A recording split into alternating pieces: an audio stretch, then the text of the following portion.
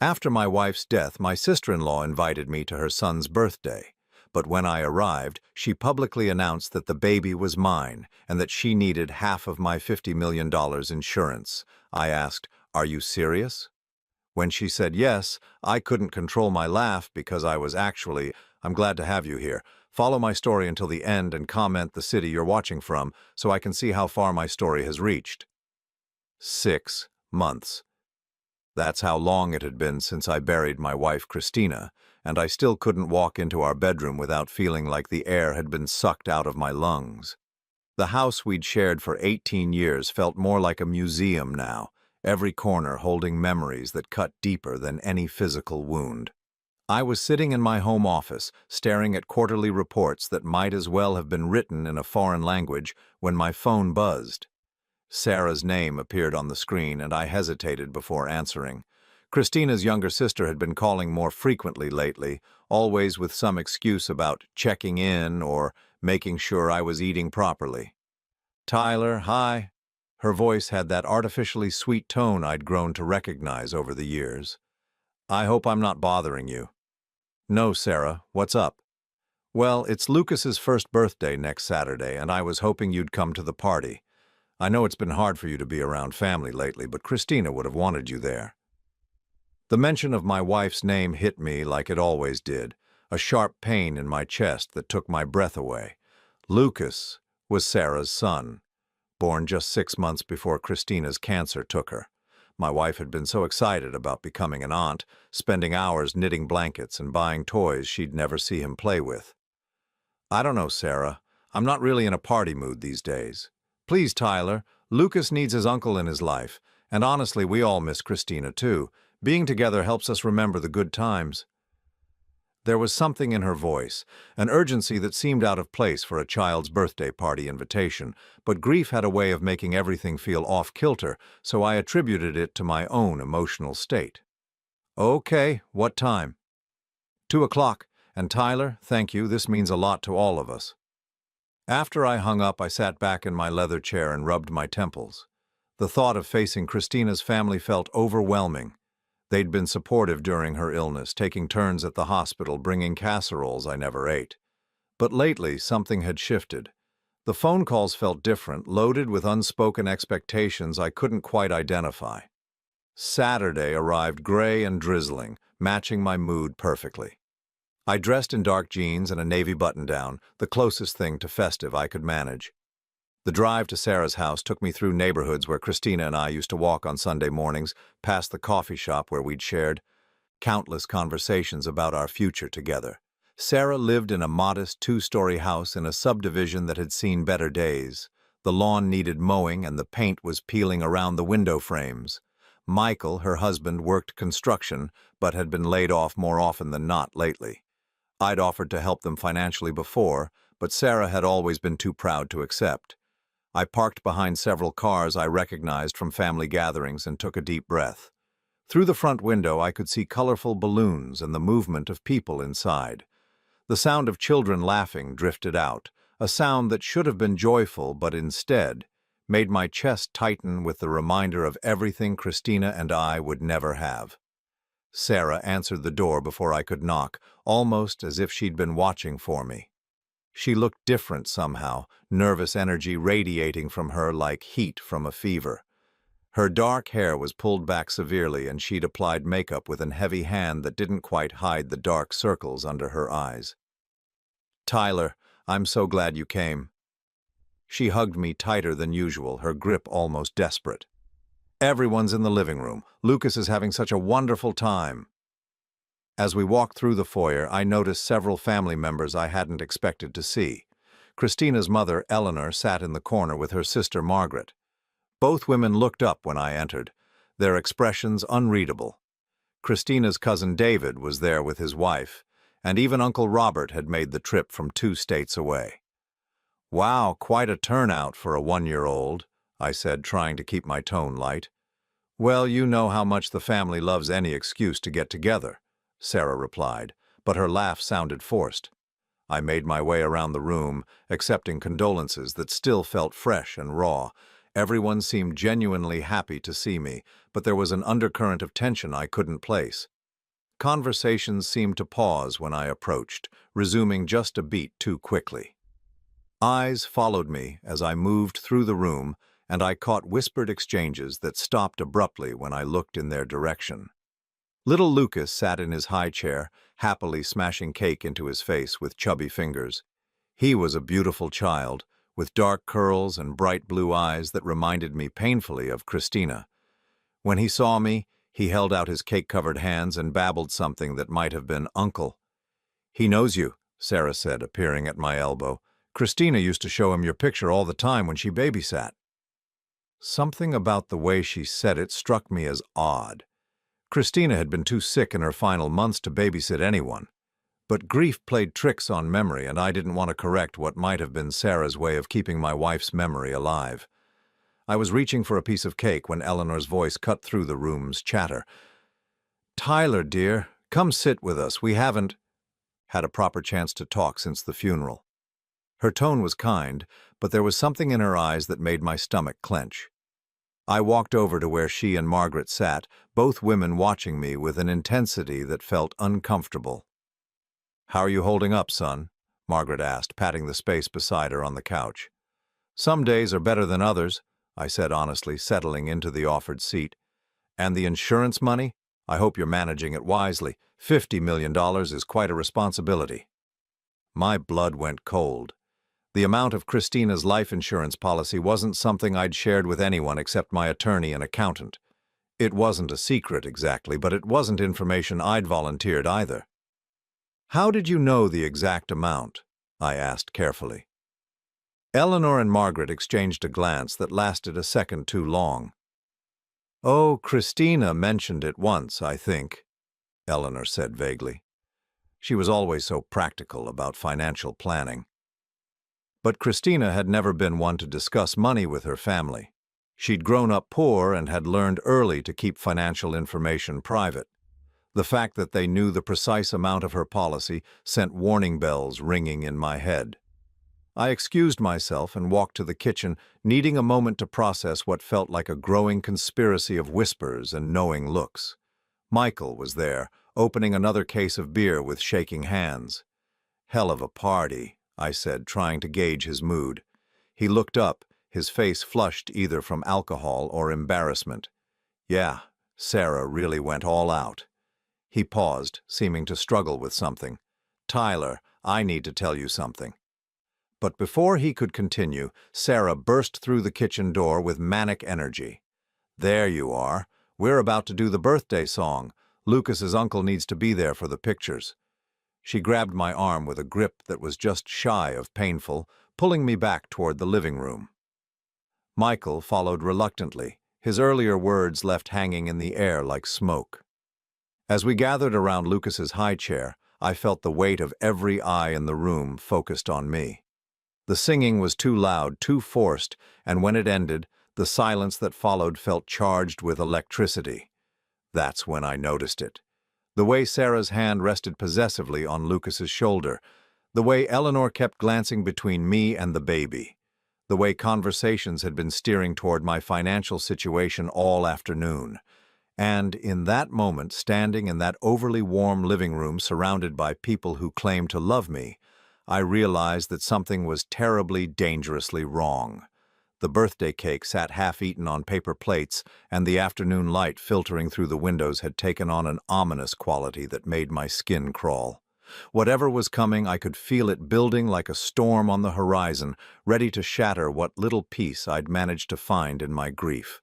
Just had no idea how devastating the lightning strike would be. The moment arrived with the kind of theatrical timing that only happens in real life when someone has been planning it for weeks.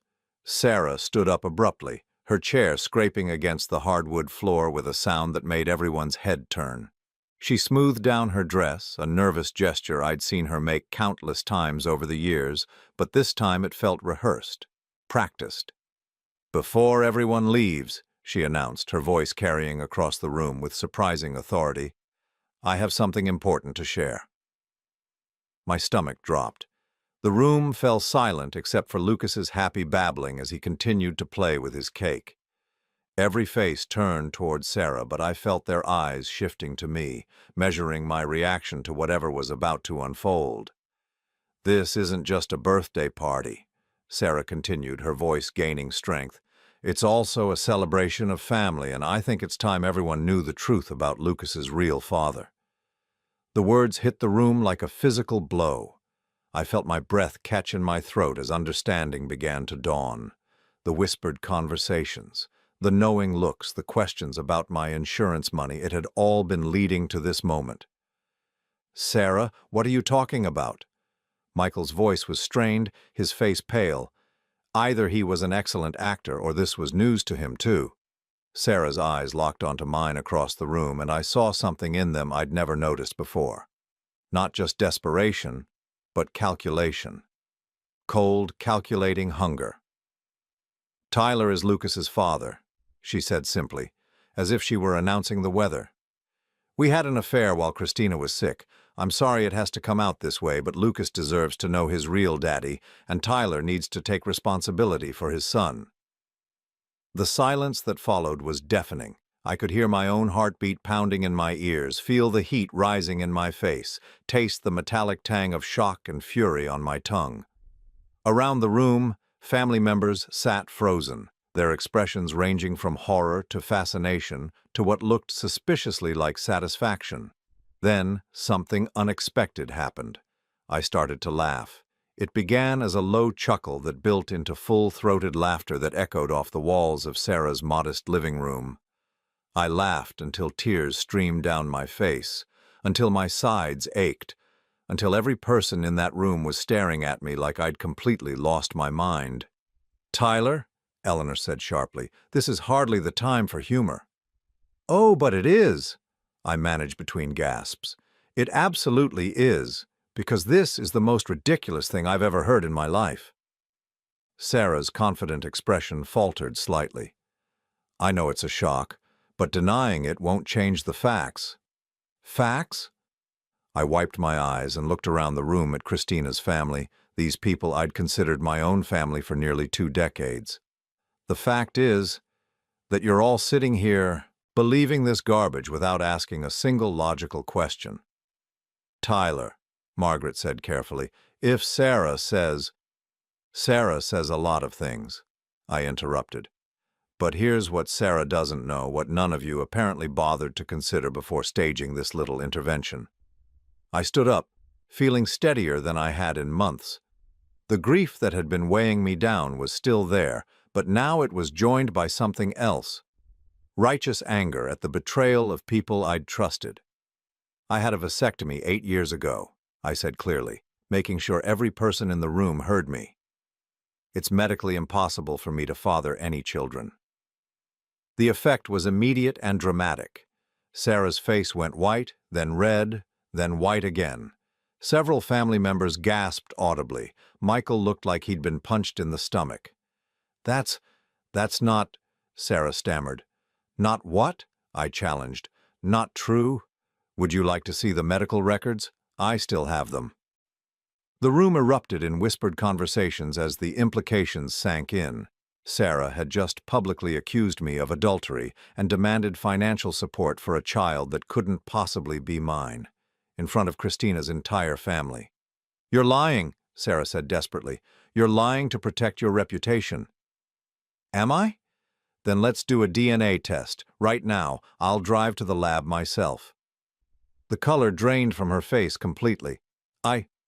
We don't need to do that. I know what I know." "What you know," I said, my voice dropping to a dangerous quiet, "is that you need money. What you know is that your husband's been out of work more than he's been employed for the past 2 years. What you know is that you've been struggling to keep this house, struggling to pay your bills, struggling to maintain any kind of decent life." Each word hit her like a slap. Around the room, family members were starting to look uncomfortable, shifting in their seats as they realized they'd been pulled into something uglier than they'd bargained for. "That doesn't mean," Eleanor started.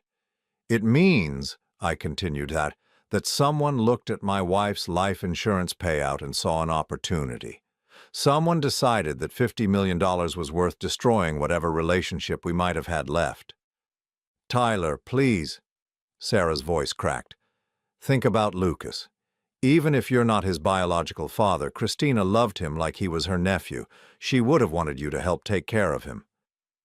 And there it was. The emotional manipulation disguised as honoring my dead wife's memory, using Christina's love against me, twisting it into a weapon to pry open my wallet. Don't, I said, my voice like ice. Don't you dare use my wife's name to justify this con job. Michael stood up suddenly, his face flushed with anger and humiliation. Sarah, what the hell is going on here? Is Tyler the father or not? Sarah's mouth opened and closed like a fish gasping for air. The confident woman who'd orchestrated this confrontation had disappeared, leaving behind someone who looked small and cornered and desperate. The timing, it could have been, she stammered. No, I said firmly. It couldn't have been. Because I love my wife, because I never cheated on her, and because it's medically impossible for me to father children. The room fell silent again, but this time the silence felt different. Where before it had been charged with anticipation, now it was heavy, with shame and disappointment. Family members who had been ready to condemn me for adultery were now looking at Sarah with suspicion and disgust. How could you do this? Michael's voice was barely above a whisper. How could you humiliate our family like this? I was desperate, Sarah said, tears starting to flow. We're going to lose the house.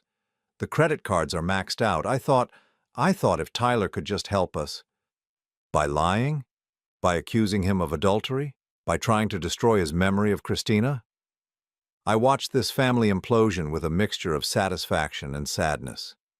These were people I'd cared about, people who had supported Christina and me through her illness.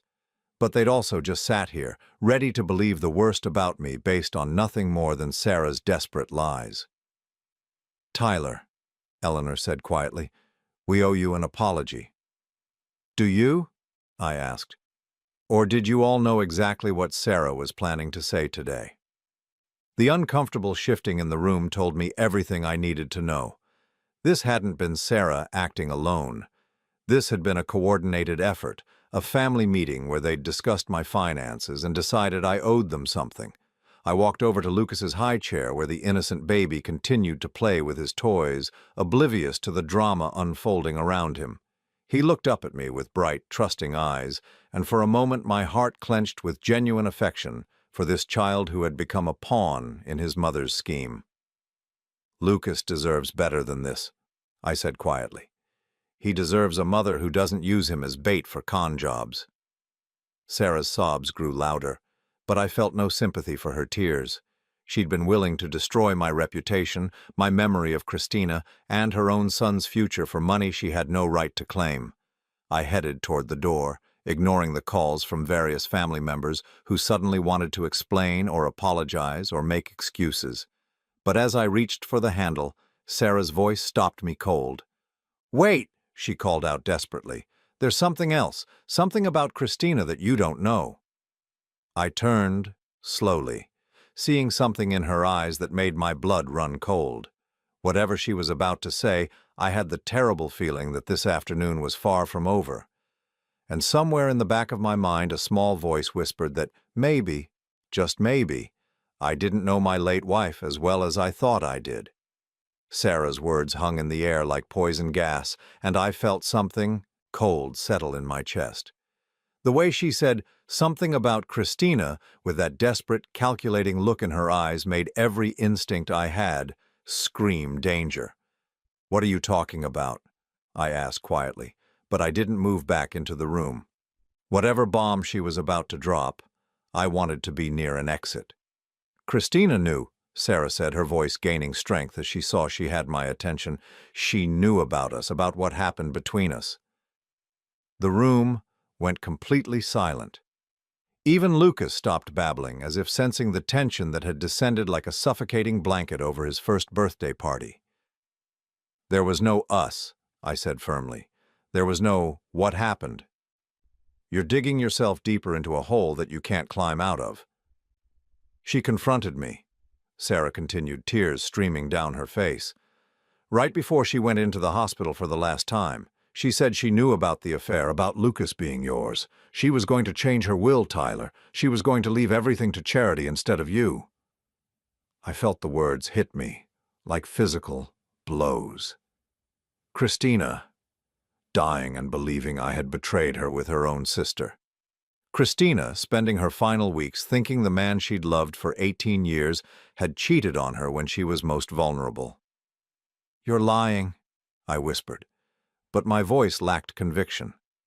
Not because I believed her story about an affair, but because the cruelty of what she was suggesting felt so monstrous that it momentarily stole my breath. "Am I?" Sarah's confidence was returning as she saw the effect her words were having. "Ask Dr. Martinez about the vasectomy, Tyler. Ask him when exactly you had it done." My blood turned to ice. Dr. Martinez had been Christina's oncologist, but he was also a family friend who had recommended the urologist who performed my procedure. The fact that Sarah knew his name, knew he was connected to my vasectomy, meant she had done research. Real research. "What does Dr. Martinez have to do with anything?" "Because," Sarah said with vicious satisfaction, "Christina asked him about vasectomies, about whether they could fail, about whether a man could still father children years later." The room spun around me. I gripped the doorframe to steady myself as the implications hit home. If Christina had asked those questions, it meant she really had suspected something. It meant my dying wife had spent her final weeks believing I had betrayed her. "You told her," I said, the realization hitting me like a sledgehammer. "You told her we had an affair. You let her die thinking I cheated on her." "I had to," Sarah screamed. "She was going to change the will. She was going to leave you with nothing." "So you tortured a dying woman to protect money I never even knew existed?" The confession hung in the air, damning and complete.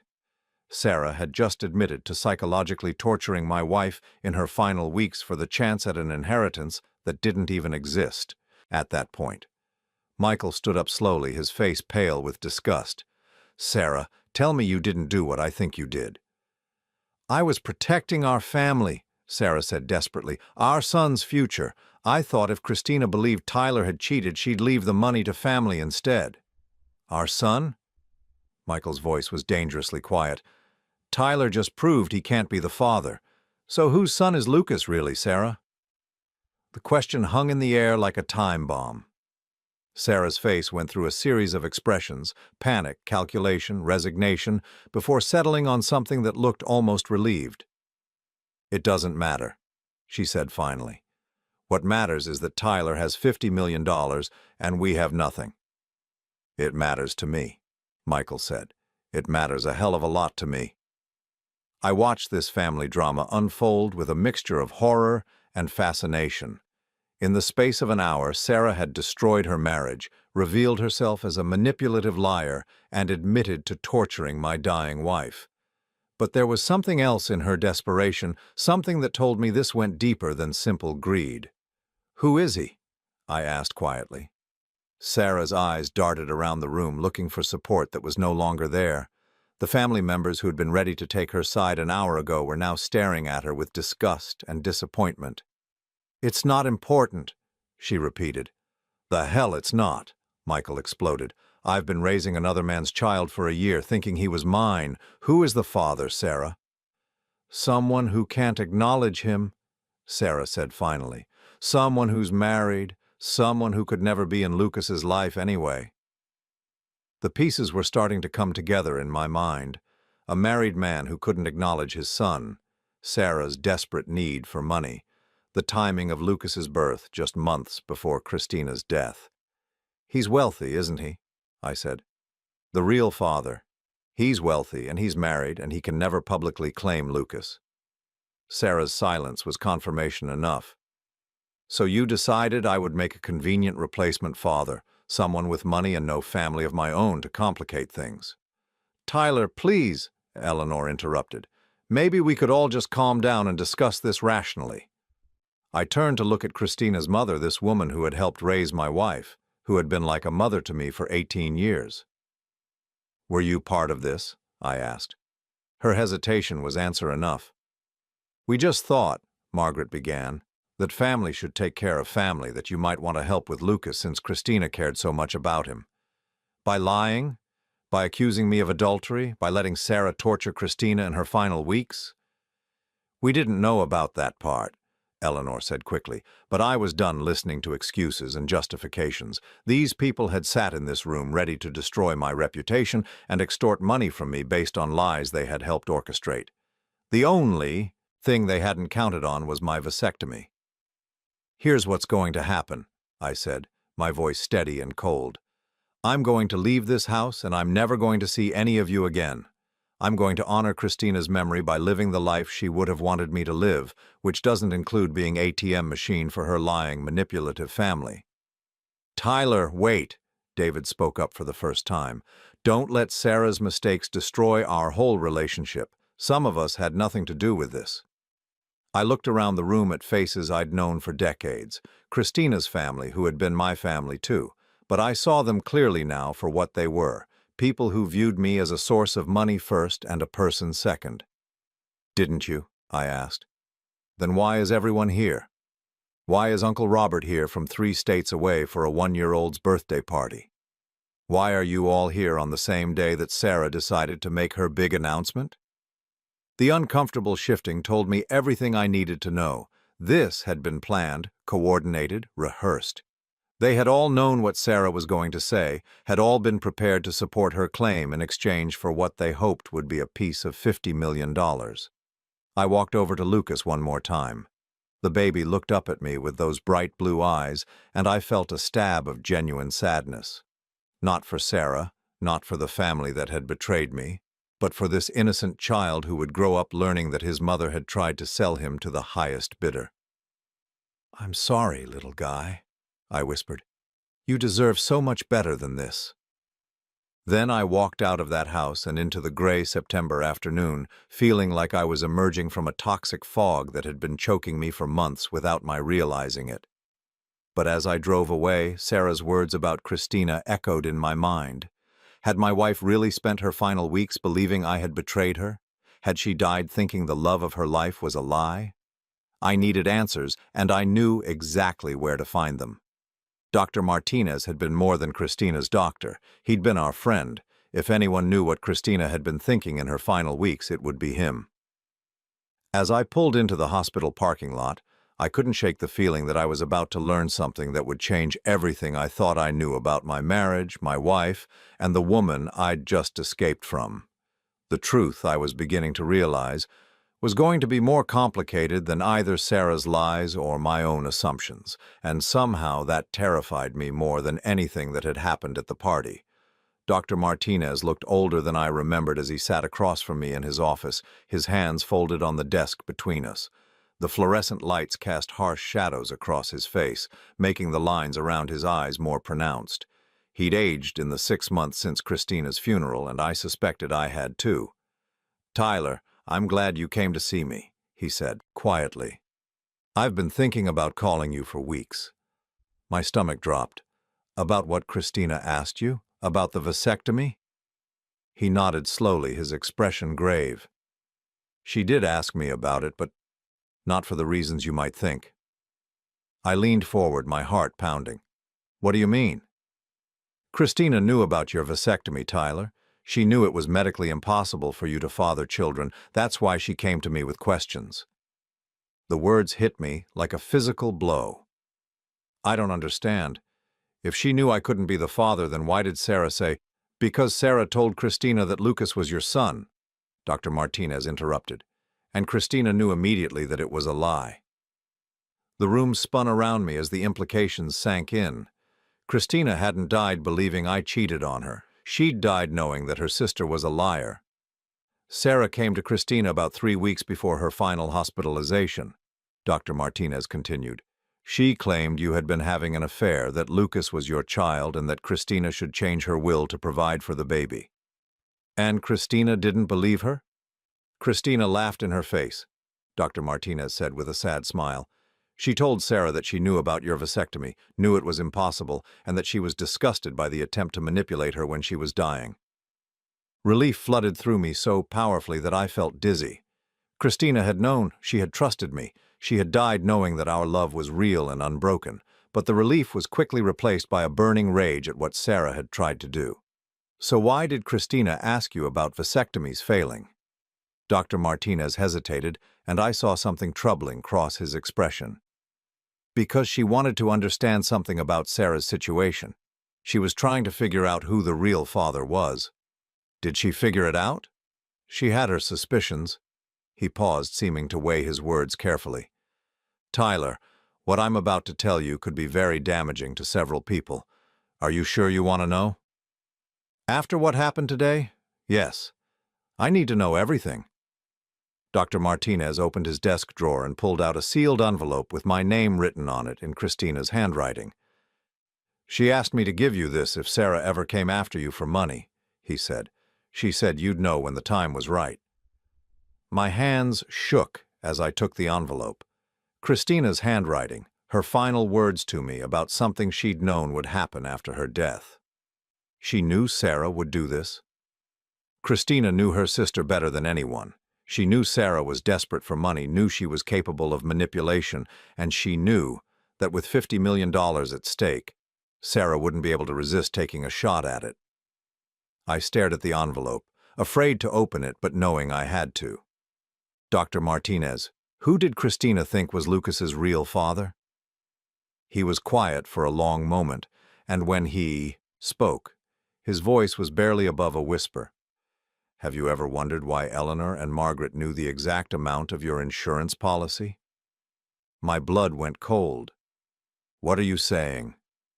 "I'm saying that Christina discovered something in her final weeks that shocked her to her core. Something about her own family that made her realize Sarah's desperation went deeper than simple financial trouble. Tell me.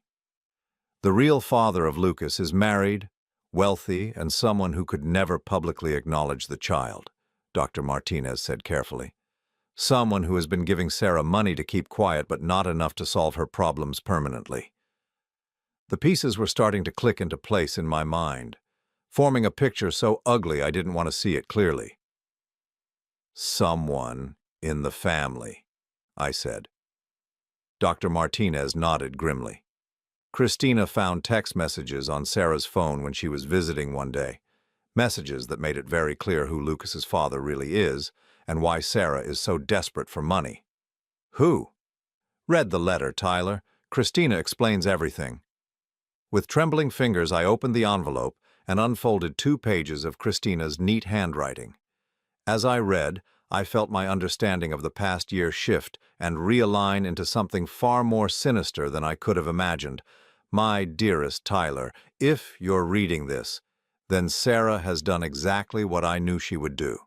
She's tried to convince you that Lucas is your son, and she's probably gathered the family to pressure you into supporting her claim. I need you to know several things. First, I never doubted you for a second. I know about your vasectomy. I know you would never cheat on me, and I know that our love was real and true until my very last breath. Second, Sarah is not just desperate for money, she's being blackmailed. The real father of Lucas is David. My cousin David, who has been married to Janet for 15 years and who serves on the board of directors for 3 major corporations. He's worth approximately $12 million, but he could lose everything, his marriage, his children, his career, if his affair with Sarah came to light. He's been giving Sarah $5,000 a month to keep quiet, but it's not enough to cover her debts and lifestyle. She needs a bigger score, and your insurance money looks like the perfect solution. But here's the part that breaks my heart, Tyler. The family knows. Eleanor knows. Margaret knows. Even Uncle Robert knows. They've all been covering for David, helping him keep his secret, and they see your money as a way to solve the problem permanently. They've turned my baby nephew into a commodity, a tool to extract money from the man I love. They've convinced themselves that you owe the family something because you'll inherit my insurance money. I want you to know that I changed my will 3 days before I died. Not to leave the money to charity, as Sarah probably threatened, but to protect you. The money is yours absolutely, with one condition. You must cut ties with my family completely if they try to manipulate you after my death. I know this seems harsh, but I've seen what they're capable of. They sat in my living room, planning how to get their hands on your money while I was upstairs dying. They talked about you like you were a resource to be harvested, not a person who was grieving. I need you to be free of them, Tyler. I need you to live your life without the weight of their expectations and manipulations. Take the money and build something beautiful, travel, find love again. Do all the things we dreamed of doing together. Don't let them guilt you with memories of me. I want you to remember our love is pure and untainted by their greed. The evidence you need is in our safe deposit box. David's text messages to Sarah, financial records showing his payments to her, even a DNA test he had done privately. I gathered it all before I died. I love you forever, Christina. P.S.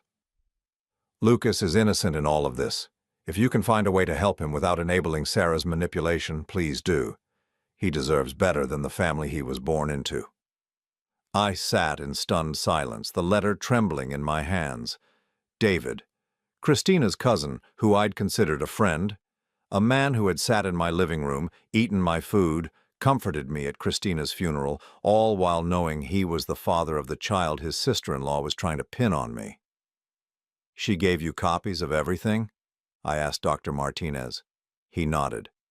It's all in a sealed file in the hospital's secure storage. She wanted to make sure Sarah couldn't destroy the evidence. I thought back to the party, to David's reluctant participation in the confrontation. He hadn't spoken up when Sarah made her accusation, but he also hadn't piled on like the others. Now I knew why. He was caught between protecting his own secret and watching an innocent man be destroyed. "What are you going to do?" Dr. Martinez asked. I folded the letter carefully and put it back in the envelope. For the first time in months, I felt clear-headed and purposeful. Christina had given me everything I needed to protect myself and expose the truth. "I'm going to honor my wife's wishes," I said. "I'm going to cut ties with her family permanently." "And David? Lucas?" I thought about the innocent baby who was being used as a pawn in this ugly game, and about the man who had fathered him but was too cowardly to claim him. "Lucas deserves to know his real father," I said, "and David deserves to face the consequences of his choices." As I left the hospital, I felt something I hadn't experienced in months. Peace. Not the kind that comes from winning a battle, but the kind that comes from understanding the truth.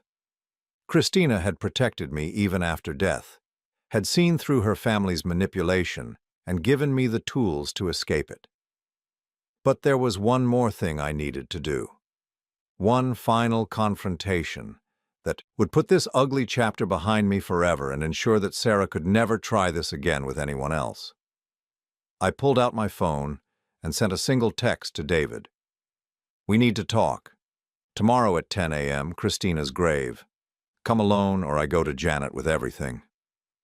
Then I drove home to the house Christina and I had shared, no longer feeling like it was a museum of memories, but like it was exactly what it had always been. A sanctuary where love had lived and where it would always be remembered honestly. The war wasn't over yet, but the next battle would be fought on my terms, with my wife's wisdom guiding me and her love protecting me from the lies that had almost destroyed us both. The cemetery was wrapped in morning mist when I arrived at Christina's grave, the September air crisp with the promise of autumn. I'd come early, needing time alone with my wife before the confrontation that would end this nightmare once and for all. Her headstone was simple, elegant, exactly what she would have wanted. "Christina Marie Hendricks, beloved wife, forever in our hearts." I'd chosen those words during the fog of grief, never imagining how prophetic they would become.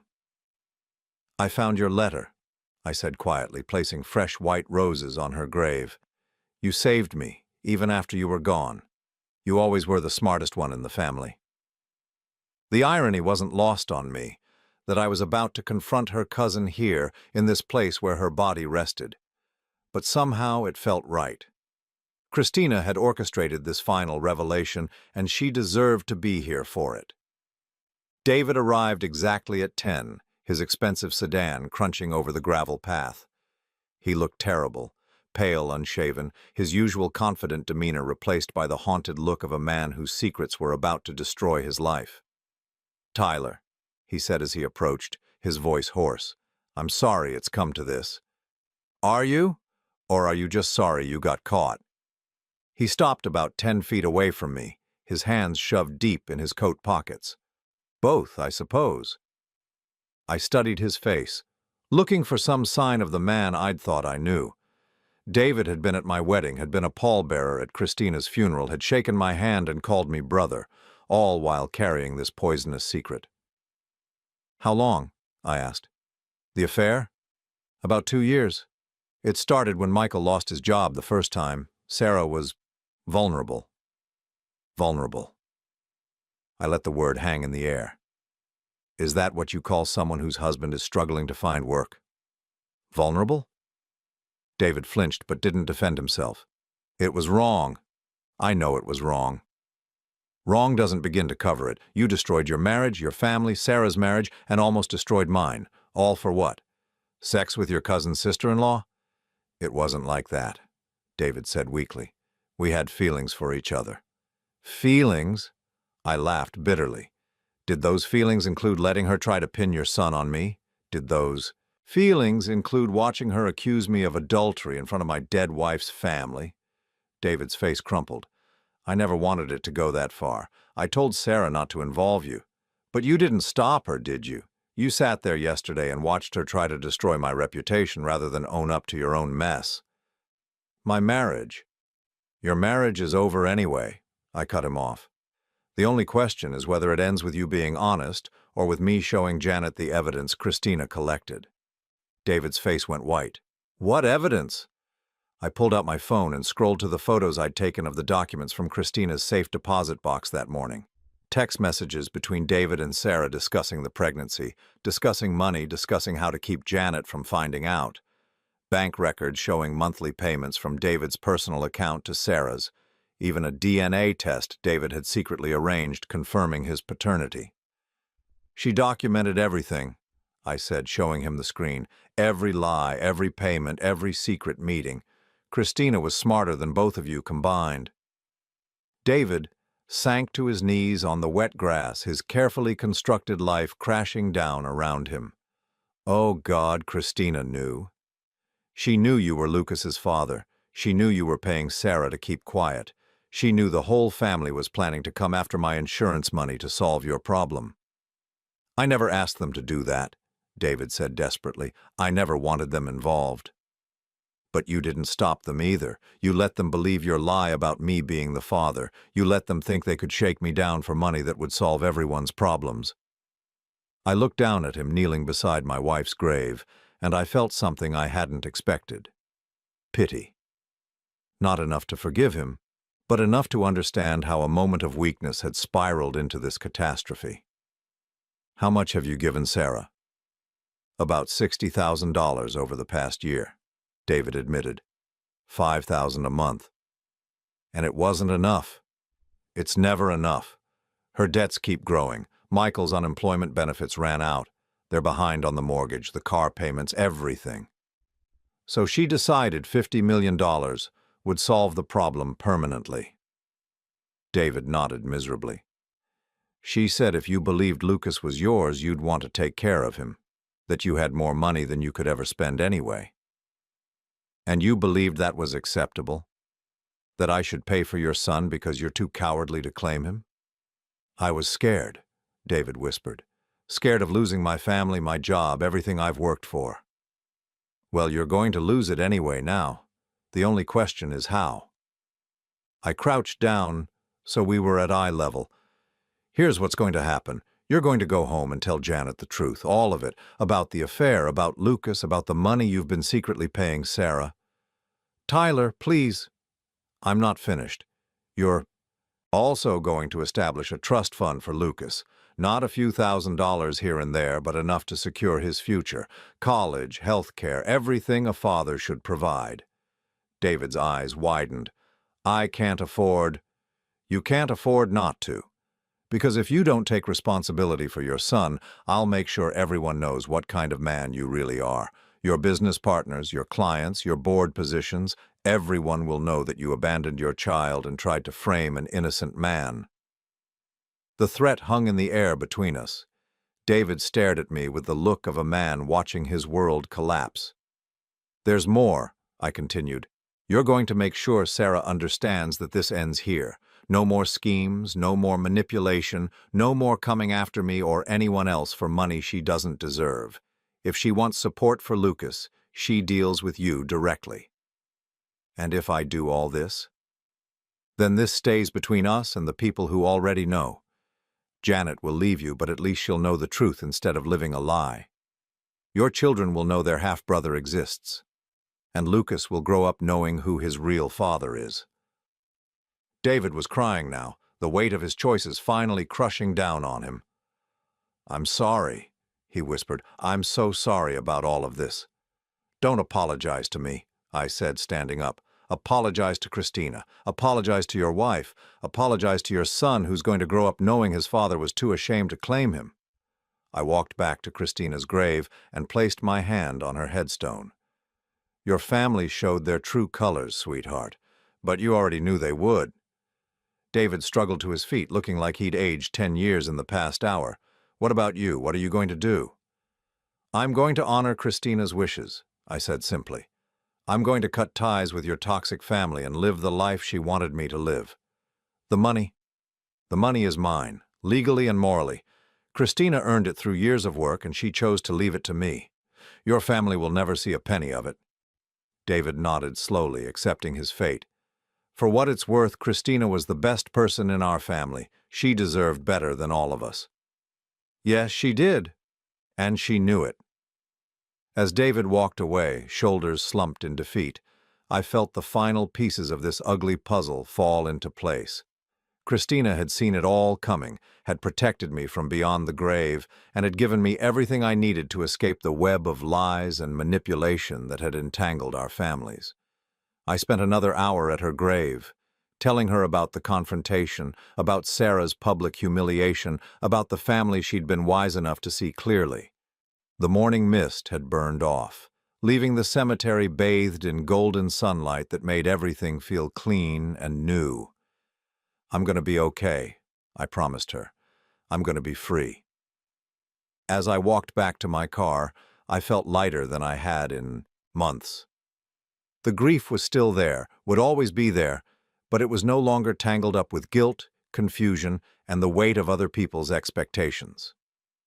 My phone buzzed with a text from Sarah. "David told me what you know. This isn't over." I deleted the message without responding. It was over, whether Sarah accepted it or not. I had the truth, I had the evidence, and I had something even more powerful: the knowledge that my wife had loved and trusted me until the very end. The war was over, and I had won by refusing to fight on their terms. Now it was time to start living again, on mine. 3 months later, I stood in the living room of my new home, watching the sunrise paint the mountains outside my window in shades of gold and pink. The house in Colorado was nothing like the one Christina and I had shared.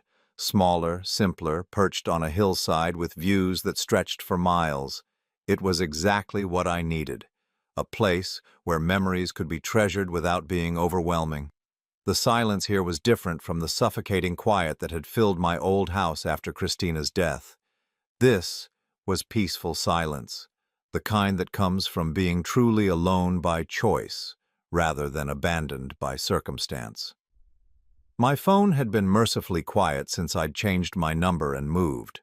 No more desperate calls from Sarah, no more guilty texts from family members trying to rebuild bridges I'd deliberately burned. The legal papers I'd had served made it clear that any attempt to contact me would result in harassment charges, and apparently even Sarah wasn't desperate enough to test that boundary. I'd heard through my lawyer that David had followed through on his promises. He'd told Janet everything, and she'd filed for divorce within a week. He'd also established a trust fund for Lucas, though it had cost him most of his liquid assets. His business partners had quietly pushed him out when word of the affair spread, but at least he was finally taking responsibility for his son. Sarah had moved back in with her parents after Michael kicked her out. The house had been foreclosed on, and she was working as a waitress while fighting for custody of Lucas. According to my lawyer, she'd tried to take David to court for more money, but the evidence of her blackmail attempts had made her legal position untenable. I felt no satisfaction in their downfall, only relief that it was over. The sound of tires on gravel interrupted my morning contemplation. I wasn't expecting anyone, and for a moment I felt a flicker of the old paranoia. But when I looked out the window, I saw Dr. Martinez climbing out of a rental car, looking around at the mountain landscape with obvious appreciation. I opened the door before he could knock. "This is a surprise. I hope you don't mind," he said with a slight smile. "I had a conference in Denver, and I thought I'd drive up to see how you're doing. Come in, coffee's fresh." He followed me into the kitchen, accepting a mug with grateful hands. The morning air at 8,000 feet had a bite that took some getting used to. "This is beautiful, Tyler. Christina would have loved it." I nodded, looking out at the view that had sold me on the house the moment I'd seen it. She always talked about wanting to live in the mountains, said she wanted to wake up above the clouds. And now you do. Now I do. We sat in comfortable silence for a while, drinking coffee and watching the sun climb higher over the peaks. Finally, Dr. Martinez spoke. "I brought something for you," he said, pulling an envelope from his jacket pocket. "Christina asked me to give you this after you'd had time to heal." My hands trembled slightly as I took the envelope. My name was written on it in Christina's handwriting, but below it were the words, "For when you're ready to live again." "How did you know I was ready?" Dr. Martinez smiled. "Because you moved to the mountains, because you're building something new instead of hiding in the ashes of something old. Because you look like Tyler again, not like a ghost haunting Tyler's life." I opened the envelope carefully. Inside was a single sheet of paper and a small key. "My darling Tyler, if you're reading this, it means you've survived my family's attempt to destroy you and you've found the strength to start living again. I'm so proud of you." The key opens a safe deposit box at First National Bank in Denver, box number 473. Inside, you'll find something I've been saving for the day when you'd be ready to think about the future instead of just surviving the present. I want you to know that watching you grieve for me has been the hardest part of dying. Not the pain, not the fear, but knowing that I was leaving you alone to face a world that would try to take advantage of your generous heart. You gave me 18 years of perfect love, Tyler. You made every day of my life better just by being in it. Now I want you to take that capacity for love and share it with someone who deserves it. I'm not asking you to forget me or replace me. I'm asking you to honor what we had by believing in love again. Find someone who makes you laugh the way I did. Find someone who challenges you and supports you and sees the beautiful man I fell in love with all those years ago. The money in that box is yours to use however you want, but I hope you'll use some of it to travel. See the places we talked about seeing together. Stand in front of the northern lights. Walk along the beaches of New Zealand. Climb mountains that make you feel close to heaven. Live the adventure we planned, even if you have to live it alone at first. But don't stay alone forever, my love. The world needs what you have to offer, and you need what the world has to offer you. I love you forever and always, Christina P.S. I've left instructions with Dr. Martinez to check on you periodically, not to interfere, just to make sure you're not disappearing into grief the way I worried you might. Trust him to know when you need a push toward life." I looked up to find Dr. Martinez watching me with kind eyes. "She planned all of this?" "Christina was a remarkable woman. She knew you better than you knew yourself, and she knew exactly what you'd need to heal." "What's in the box?" "I don't know," he admitted. "She set it up independently, but she told me it was enough to fund whatever adventure called to you." I thought about the woman who had loved me enough to orchestrate my salvation from beyond the grave, who had protected me from her own family's greed and given me the tools to build a new life. "She was right about one thing," I said finally. "I am ready to start living again." Dr. Martinez smiled. "What does that look like?" I looked around the house I'd bought, at the mountains that stretched endlessly outside my windows, at the life I was building one careful piece at a time. "I don't know yet, but for the first time since she died, I'm excited to find out." That afternoon, I drove to Denver and opened Christina's final gift to me. Inside the safe deposit box was a cashier's check for $250,000 and a travel journal she'd started for both of us, filled with pictures and plans for all the places we'd dreamed of visiting together. The last entry was in her handwriting. For Tyler. Go everywhere we talked about going.